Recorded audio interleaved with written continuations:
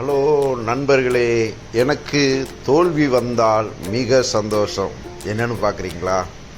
ஆமாங்க, இந்த உலகத்தில் நல்லது சொல்கிறதுக்கு கூட ஞானம் வேணும், நல்லதை செய்கிறதுக்கு கூட ஞானம் வேணும். நம்ம நல்லதை சொல்லியும் தோல்வி அடைஞ்சிருக்கோம், ஒரு தொழிலை செய்து பார்த்து பழகும்போதும் தோல்வி அடைஞ்சிருக்கோம்.